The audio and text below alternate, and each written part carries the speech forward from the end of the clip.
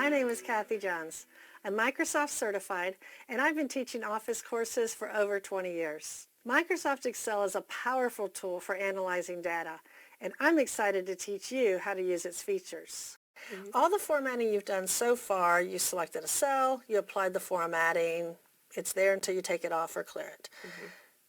Now, conditional formatting is a little bit different because it's only going to format cells that meet your conditions or criteria. So, for example, if you had a quota that people were supposed to meet, well, instead of you having to look through and trying to figure out who met it and who didn't, you can actually have Excel tell you, oh, these are the ones that met the quota, and we do that through formatting. You can have it color code them.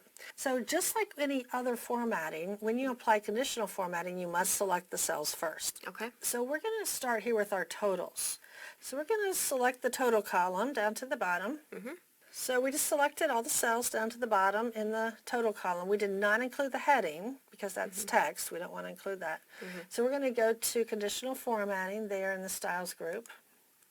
And everything's a rule, so you'll see the word rules, but we're going to do highlight cells, rules. Okay. And let's choose greater than. We want to have everything formatted that is over 550,000.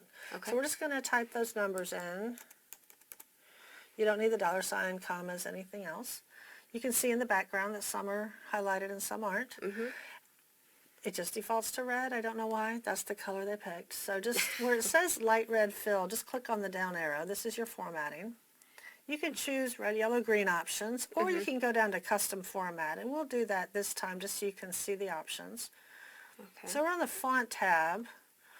I've noticed that the font and size menu is grayed out. Why can't I click over there? Right, so those are things that you can't change with conditional formatting.